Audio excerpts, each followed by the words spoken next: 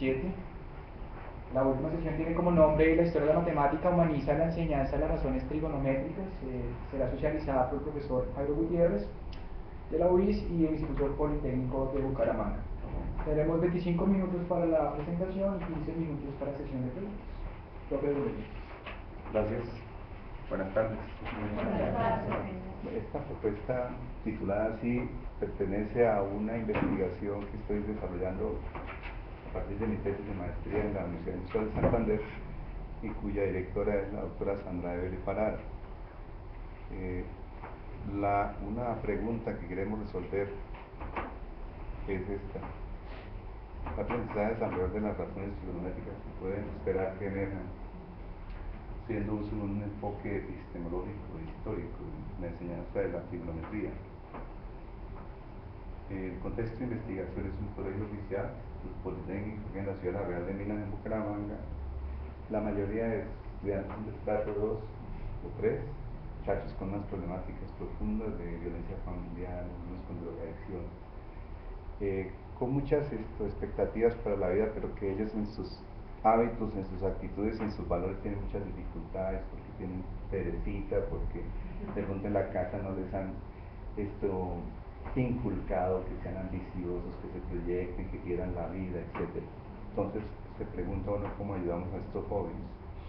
El marco conceptual que me ha aparecido sobre la marcha es desde lo internacional, la ONU, por allá en el 76 habla de los principios del artículo 13, donde habla de un plan de direccionamiento de cosas culturales, económicas, sociales. La ONU ya estaba diciendo que la educación tenía que ser el centro del desarrollo de los países. Después viene Morán en un documento que es sobre los 7 saberes del futuro, que lo publica la UNESCO. Él habla de la matemática, enseñanza en lo humano, quiero decir, enseñanza en lo humano, centrando en lo humano. Y los principios estándares hablan de las matemáticas para la vida, de rescatar lo cultural. A nivel nacional, pues el padre Vasco nos hablaba en el 94 del octógono de disciplinas, entre esas contemplaba la historia de las matemáticas como algo vital. El Ministerio de Educación, con los lineamientos, ya nos despierta hacia hacer uso de la historia de las matemáticas en el aula, y en el 2006 el Ministerio de Educación Nacional, con los estándares, vuelven a replicarlo con lo mismo, y ahí amplían un poquito más el espectro. A nivel local, pues yo me guío por las pretensiones del colegio donde yo trabajo, que tiene una misión muy ambiciosa, habla de lo antropológico, de lo social, de lo cultural. Y a nivel de mi trabajo de investigación, pues me estoy referenciando más que todo en una postura de Edgar Guacanene, que es un doctor aquí de la Universidad Pedagógica, y él habla de la importancia de que el profesor de matemáticas tenga conocimientos en historia de las matemáticas, que las utilice de alguna manera para visionar y para construir artefactos en su práctica docente. Esta postura ha hecho que transforme completamente lo que es la práctica en el aula. O sea, todo se transforma la manera como uno ve la matemática, se transforma el aula misma, ya no es un aula cuadriculada, donde todos tienen que cumplir unos papeles predeterminados, no. Es un aula donde el muchacho empieza a ser libre, habla, discute, se equivoca, se ríe, hasta algunos terminan imitándome, se ríen de mí, yo me río de ellos. Es una aula completamente informal, pero con mucho respeto. La enseñanza es completamente distinta, es decir, yo me vuelvo un muchacho con ellos, juego con ellos, aprendo con ellos, escribo con ellos, produzco con ellos. El aprendizaje para ellos se convierte en una cosa distinta, y la evaluación tiene un componente completamente distinto, que lo quiero más o menos explicar muy rapidito, y que quisiera que ustedes de pronto pudieran ver estas carpetas, que es el resultado de lo que estos muchachos van haciendo, de lo que ellos van haciendo y van construyendo, y cómo uno los va ayudando a salir de esa pasividad. Les traje unas carpetas. Gracias. Este es un formatico que es el resultado de mi trabajo, y ya es un formatico que ellos hacen, donde ellos se van autoevaluando. ¿Cuál es la fuerza de este trabajo? En las actitudes, en el trabajo autónomo, y obviamente en el desarrollo cognitivo, en el aprendizaje de la matemática. no tendría tiempo para explicar todo esto, pero ahí más o menos en las carpetas ustedes pueden observar lo que ellos terminan diciendo sobre ellos mismos y sobre cómo ellos empiezan a autoevaluarse y a valorar su proceso. La historia de la matemática tiene un impacto profundo en la formación de seres humanos. ¿Por qué? Si ustedes miran los estándares en la página 50 habla de un concepto muy interesante que llama matemáticamente competente, y hablan ahora de crear, desde un análisis epistemológico, tratar de crear una propuesta muy consistente en el aula donde al muchacho se le haga sentir realmente como una verdadera persona. Eso ustedes lo pueden ver en los estándares, que me parece algo muy fuerte e interesante. Desde la transformación del statu quo, porque ellos se dan cuenta que a través de la comprensión de los conceptos realmente pueden volver protagonistas de la construcción del conocimiento matemático. Desde los rasgos de la personalidad, porque cuando ellos estudian, por ejemplo, a Pitágoras, a Tales de Mileto, a Aristarco, a Euclides, a Eratóstenes, a Arquímedes, se dan cuenta de la riqueza que hay en cada una de esas personas. Y desde la filosofía, porque casi todos ellos hacían filosofía, entonces yo les hablo mucho de Tales de Mileto, de su manera como concebía el mundo, de la importancia del agua, de conocerse a uno mismo, les hablo de Platón, de Pitágoras, de la actitud de escucha, etc. Es una clase donde permanentemente estamos discutiendo sobre esos elementos. ¿Qué encontré en la enseñanza de la trigonometría? Que se enseña descontextualizada. Entonces la idea es que ellos vean la trigonometría en la realidad, que la miren, que la observen. Yo les digo, salgan al patio y hagan un favor, calculen el ángulo del sol ahorita, no les den más. ¿Pero cómo? Ahí calculen el ángulo del sol y lo hacen. Ustedes que comprenden qué es el concepto de triángulo rectángulo, empiezan a entenderlo. Entonces van, llevan la varita y llegan emocionados y me dicen, profe, ya sé cómo es el ángulo del sol. Entonces ellos empiezan a ver que la trigonometría está en todo. El enfoque epistemológico casi no se toca, entonces eso es lo que estoy aprovechando, de hacer uso de la historia y la epistemología. Las tecnologías digitales, porque les tengo blog, porque utilizo el GeoGebra con ellos permanentemente. La realidad ajustada, por este dato que me ha llamado mucho la atención. Resulta que me he puesto a mirar los libros de trigonometría, y en los libros de trigonometría cometen, me parece, irregularidades como estas. Hacen gráficas pero no las hacen a escala. Entonces dibujan cualquier tipo de problema, un árbol que tiene una sombra de 10 metros y que no sigue, pero ni siquiera ajustan esa gráfica a escala. ¿Qué estoy tratando de hacer con ellos? Les estoy enseñando el concepto de margen de error. Es decir, los pongo a que ajusten las gráficas y después les digo, bueno, teóricamente cuánto tiene que dar esto, y ahora calculemos en cuánto nos estamos equivocando. Entonces los pelados ya tienen el lenguaje del margen de error, ya comprenden un poquito lo que es lo teórico con lo experimental. Entonces estoy como orientando en ese aspecto. Y el pensamiento crítico, porque eso tiene que ser propio de la matemática.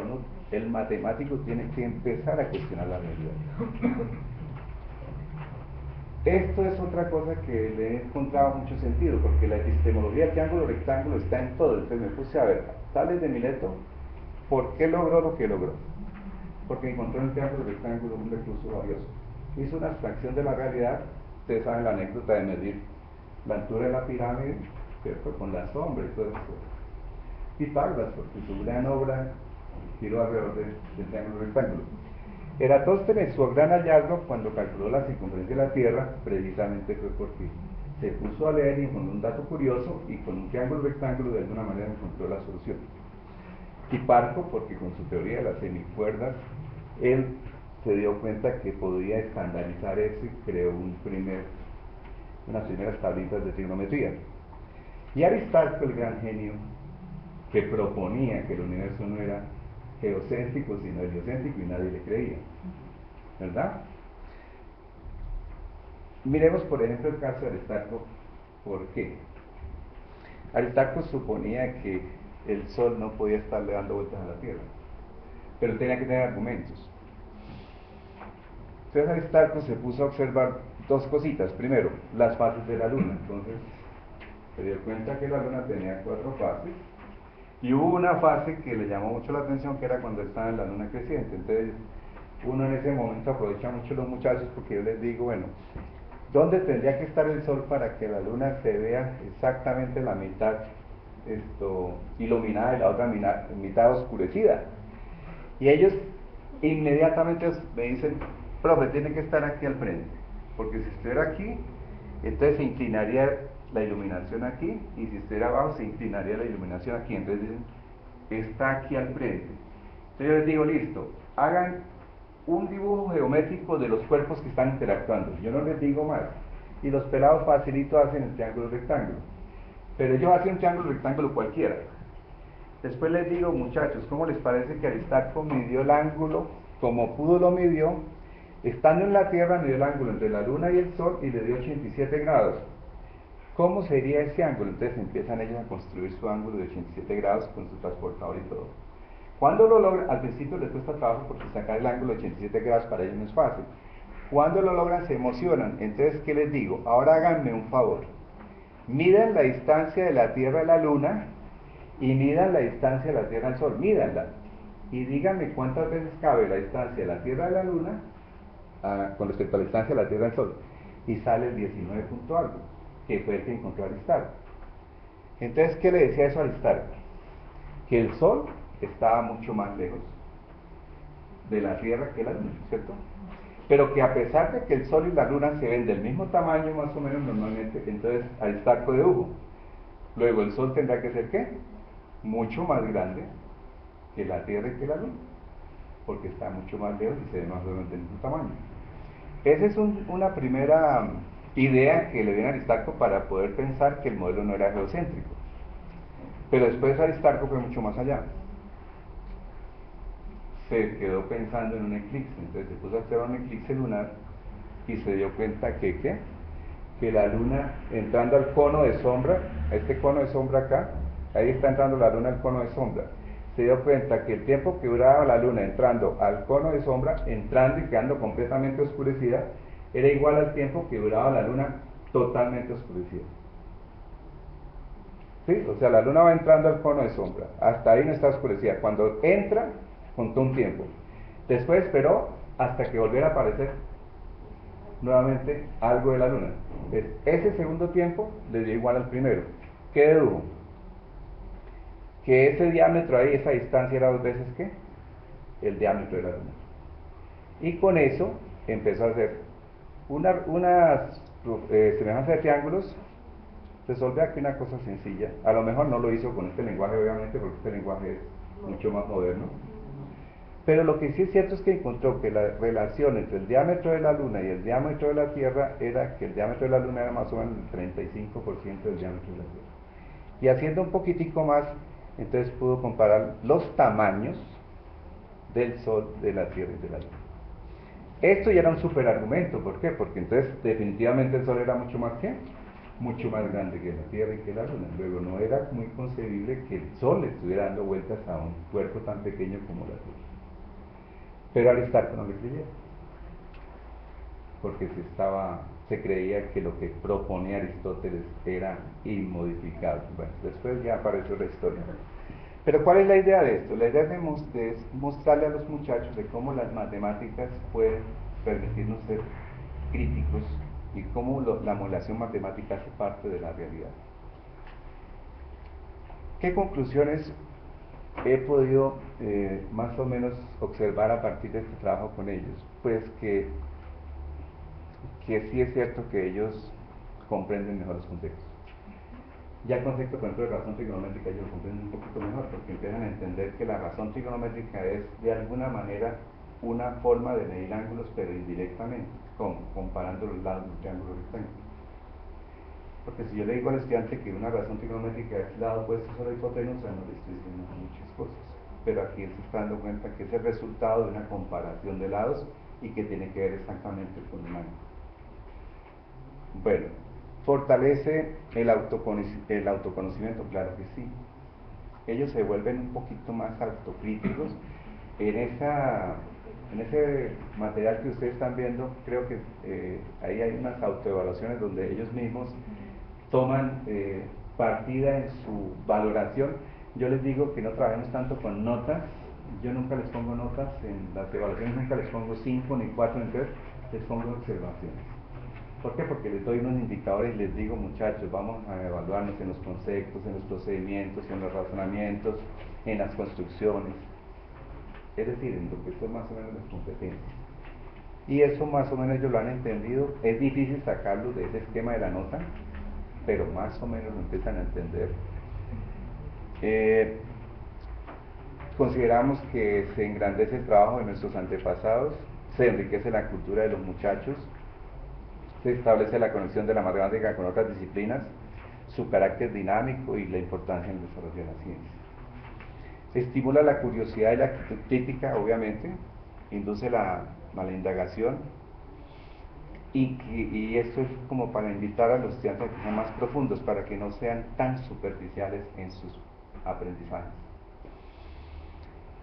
Y pues se evidencia la complejidad de la naturaleza humana. Estudiando la historia de las matemáticas, los muchachos quedan bastante sorprendidos cuando conocen tantas historias que aparecen ahí sobre la marcha, sobre la vida de Arquímedes, de Hipatia, de Aristarco, de todos ellos, de cómo eran rechazados. Algunos de ellos fueron precisamente ejecutados, como en el caso de Hipatia, por pensar distinto. Y esto a ellos les encanta porque se les deja pues el espacio para pensar. La clase tiene muchos elementos. Yo llevo, es decir, mi salón pues a Dios gracias cuenta con video y con sonido y todo. Entonces yo programo videos, les tengo un blog. Yo les tengo un blog a los muchachos, entonces en el blog les monto ¿qué? Les monto videos, les monto talleres, les monto las actividades, corrijo las evaluaciones, las monto al blog, actividades de nivelación, todo. Entonces es un trabajo, digamos, que es permanente, les reviso constantemente cosas, llamo padres de familia, reviso, hago, traigo, llevo, juego con ellos, los regaño, me hacen poner bravo, pero soy feliz con los chinos. Y este es el lema de la clase de matemáticas. La matemática sí vive para servir. Gracias. Muy amable.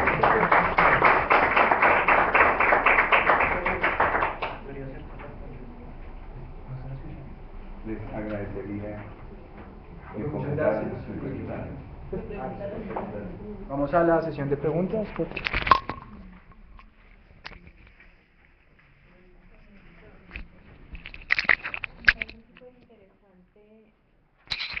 el trabajo que se está haciendo, ¿cómo llegaste ahí? O sea, porque ¿cómo mete uno la historia de la matemática en el aula de clase de matemática de los niños o de los muchachos? Y me parece increíble toda esta visión. Este es un trabajo de más de 20 años. Yo empecé en el 90 y algo en un colegio privado porque creía que enseñar matemáticas era un poquito difícil, sobre todo que los muchachos la parte mecánica, a veces sentía yo que eso como que era, para mí era como que no me llenaba. Entonces empecé a pensar qué elementos de las matemáticas pueden servir para que estos muchachos se despierten un poquito. Empecé como a entusiasmarme con la historia y la epistemología, y gracias conté con un profesor en la universidad que me estimuló bastante esa área. Y en el colegio donde trabajé pues me dio la oportunidad, digamos así, de prepararme un poquito más, y con los pelados era muy chévere porque ellos llevaban muchas preguntas, me llevaban videos, compartíamos. Me empecé a dar cuenta que con la historia de la epistemología se me empezaban a ocurrir muchas cosas. Empezaba yo a crear cosas, diseñar ya mis propias guías. O sea, me volví creativo. Yo dije, esto me hace más creativo, como que me apasioné, la verdad me apasioné muchísimo. Y los pelados se empezaron a dar cuenta que esa era la pasión mía. Ya cuando me di cuenta que ese era un camino, y cuando vi que el gobierno estaba inquieto por cambiar un poco la enseñanza de la matemática, y dije, bueno, parece que el camino que llevo está bien. Pero al principio era muy difícil porque obviamente yo encontraba críticas de todo el mundo, padres de familia, compañeros de trabajo, directivos, los mismos estudiantes comparaban lo que se hacía en mi clase con lo que se hacía en las otras clases. Entonces, profe, pero no estamos avanzando. Hoy en día ese argumento ya no es tan, para mí no es tan molesto, porque de alguna manera ya me di cuenta que lo que reúno aquí es otra cosa distinta a simplemente hacer una clase tradicional. Es un trabajo de más de 20 años realmente. Me interesa. Gracias. Muy amable. Profe, una pregunta. En las consultas que ha tenido que realizar, ¿dónde encuentra información sobre los métodos de cálculo que se utilizaron en su momento, digamos, para lo que hizo Hiparco, lo que hizo Eratóstenes? ¿Ha encontrado información de ese tipo, más que la anécdota que cuentan en la mayoría de sitios? Es que una de las pasiones mías era comprar libros, entonces cuando me quedaban las tardes libres en Bucaramanga y cuando venía aquí a Bogotá, que ya muchos eventos, entonces me metía un poco de tiempo en las librerías. Entonces yo tengo un estudio pues grandísimo donde tengo libros de todos estos historiadores, ¿no? De Carl Boyer, de Omití Marcelo, de Isaac Asimov, de Thomas Kuhn, de Lancelot, de Thomas Goldstein, Klein, Maurice Klein. Entonces, ese es muy aficionado. Tengo la enciclopedia Sigma. Desde ahí me la paso y soy muy, digamos, apasionado de estar bajando información y todo eso. Cualquier película que veo, la cojo, la miro, la vuelvo y la miro, adapto las películas, ¿no? Por ejemplo, hace poco adapté una película de Colón, esa clase fue muy bonita.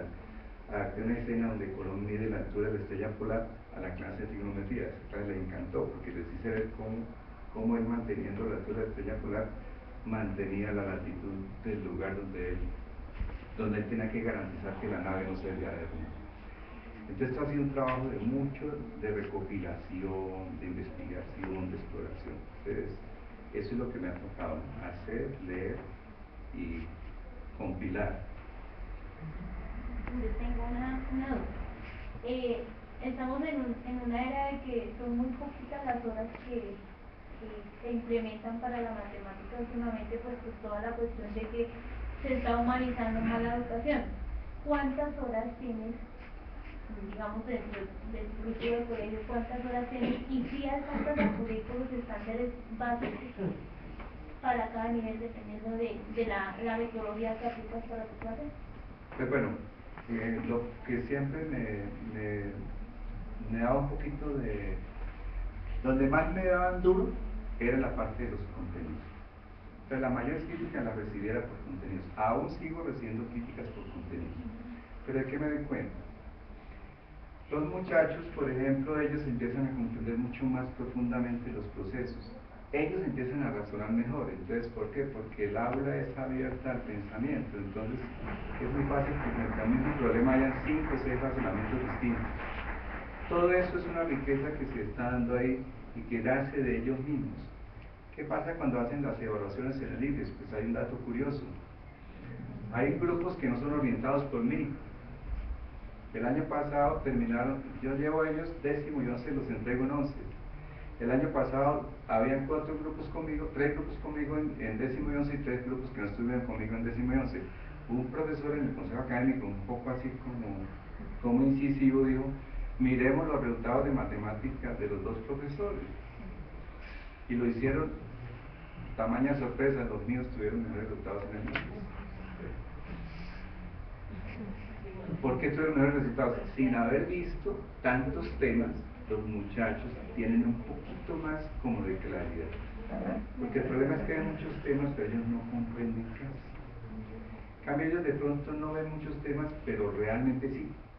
Porque es que esta clase está relacionada con todo. Yo la relaciono con todo.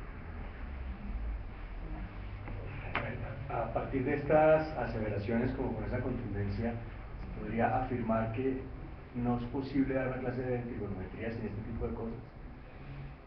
Es que las 5 cosas que encontré en la enseñanza de la trigonometría me preocuparon, ¿no? Por ejemplo, yo soy profesor de la Universidad Pontificia y cuando recibo estudiantes de geometría analítica, yo les digo: muchachos, ¿qué tan grande es el ángulo con el que miramos la luna?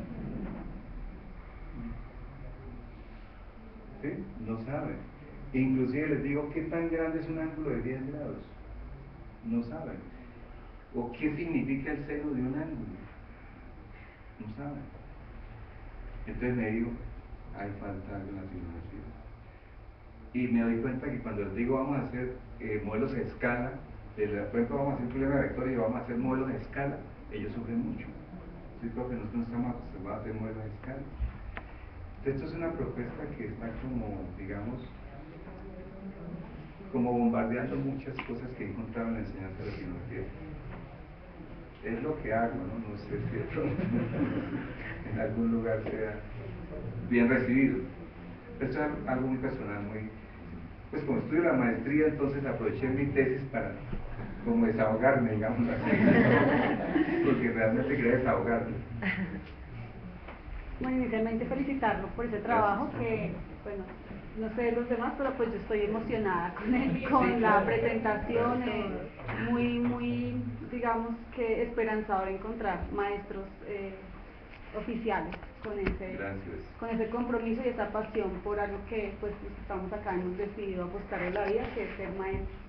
Entonces pues creo que nos da ahí unos sentimientos bien interesantes. Pero bueno, ahora la pregunta, sí, académicamente hablando. Si uno dijera, vamos a quitar la trigonometría de la escuela, ¿sí? O sea, que no la enseñemos. O, bueno, esa sería una pregunta. ¿Usted qué diría respecto a eso? O sea, diría, no, me imagino que va a decir que no, ¿cierto? Pero ¿cuál sería la razón principal? Esa es una pregunta. Y la otra pregunta es, si pensáramos en ubicar la trigonometría, no en décimo, ¿sí? como está en este momento en su situación escolar, sino por ejemplo en séptimo o en sexto, no sé, ¿se podría? O sea, ¿usted qué piensa respecto a todos estos años de análisis que lleva respecto a la ubicación de estas, digamos, de actividades matemáticas, para no ponerle cierto de esos temas? ¿Sí? ¿Sería posible? ¿Sería viable? Bueno, la primera pregunta, si se quitara la trigonometría, se está negando una posibilidad muy grande, una riqueza cultural, histórica. Ahora, si vamos al pensamiento, hay pensamiento aritmético, hay pensamiento numérico, hay pensamiento algebraico, hay pensamiento variacional y hay pensamiento métrico, pero debería haber pensamiento trigonométrico. ¿Por qué? Porque hay que dejarle bien claro al estudiante que la trigonometría es de las primeras disciplinas de las matemáticas que uno empieza a encontrar donde el pensamiento ya no es tan lineal. Me explico. Yo tengo un triángulo rectángulo que tiene los dos ángulos iguales, los dos ángulos agudos iguales, 45 y 45, ¿cierto? Entonces, por ejemplo, uno dice, hay uno de 90. El lado que está al frente del de 90 es la hipotenusa. Y los lados que están al frente de los de 45 son los catetos. Entonces, para uno puede empezar a provocarlos. Bueno, ¿será que la hipotenusa es el doble de los catetos, dado que 90 grados es el doble de 45? Y algunos caen blanditos. Sí, profesor, el doble, porque viene la relación. Si 90 es el doble de 45, entonces la hipotenusa debería ser el doble de ¿qué? Viene el pensamiento ¿qué? Lineal. Y por ahí uno los va sacando. La trigonometría es muy poderosa, es por eso. Ahora los modelos de las funciones trigonométricas súper poderosos. Luego, no, la trigonometría tendría que mirarse más detalladamente, creo yo, desde antes. Es decir, los conceptos de razones y proporciones deberían traerse bien elaborados. Cuando ellos llegan a décimo, no los tienen bien elaborados, entonces me toca ese trabajito casi que... La otra pregunta es, qué pena se me olvidó. Que si se podría ubicar en otro grado o de manera transversal. No, sí, así, ahí estaría respondiendo. Me parece que debería hacer el trabajo desde muy pequeñito, formar sobre todo en el razonamiento proporcional. Porque yo los encuentro a los muchachos en décimo y su razonamiento proporcional son bastante limitados. Entonces, bueno, también por la parte social, ¿cierto? Porque es que, por ejemplo, si uno recibe estudiantes de un colegio privado, a los 15 años su razonamiento proporcional es mucho más elaborado. Pero muchachos de colegios oficiales, sobre todo de estos estratos, su razonamiento proporcional a los 14 años es más limitado. Entonces uno cree que tiene que ver un poco la parte social. Creo yo. Pero yo diría que también con respecto a lo que se trata de la relación con los compañeros, ¿no? De sus compañeros de trabajo, que imagino que con esta energía que tiene toda esa experiencia, ha creado un impacto y ha podido generar, digamos, cambio dentro de la institución por el último conferencia que hicimos, se hablaba de la construcción del currículo, que hay amplitud dentro del marco legal, se podría, ¿no? Otras cosas, pero que por la tradición, el peso de muchas cosas no se hace, ¿no? Le voy a responder esa pregunta con esto. ¿Por qué empecé a estudiar la maestría en matemática en la UIS? Yo no tendría que estudiar más porque tengo 14, categoría 14. Y le dije a mi esposa, yo quiero seguir estudiando. ¿Por qué? Porque tengo algo que contarle a la sociedad. A nivel de los colegios oficiales es difícil que no lo escuchen. Entonces me dediqué a estudiar y en la UIS creo que voy a tener espacio para lo que me encanta, que es la investigación, la academia, el conocimiento matemático. Y a Dios gracias encontré espacio en la UIS.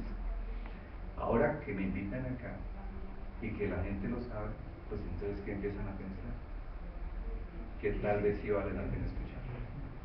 Luego lo que yo digo, voy a abrir un espacio, porque si yo le hablo a la gente no me escucha. Cuando a mí me dijeron, lo vamos a escuchar en los Andes, pues yo dije, me están dando la oportunidad de mi vida. Y eso es lo que estoy haciendo. Tratando de contarle a la gente que se puede enseñar matemáticas, haciendo un poquito más humana la clase, mostrando la historia de las matemáticas, que es hermosísima, y contagiando a los muchachos como de una energía de querer ser grande. Eso es lo que intento hacer. Les agradezco enormemente.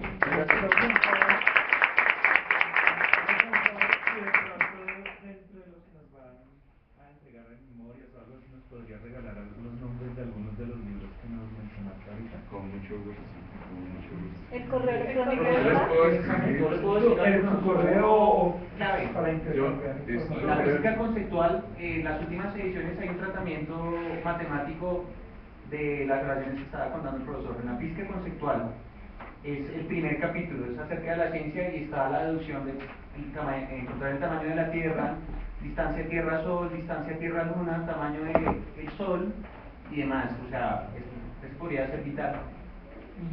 Pero es decir, si me regalan los correos, yo me encargo de hacer llegar esos y pueden visitar mi blog. ¿Te escribo mi blog? En mi blog.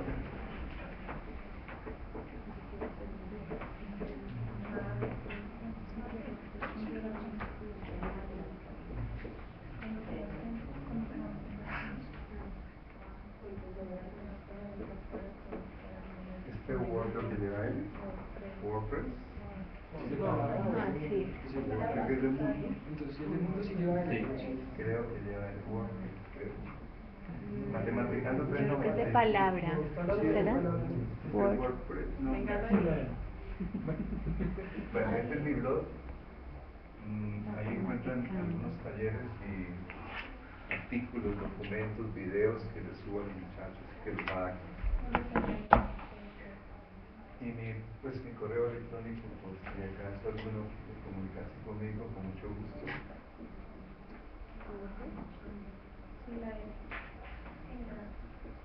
Sin la L. ¿Sí, sin la L? Sin la L, sí. Bueno, gracias. Gracias. .com. .com, sí señor.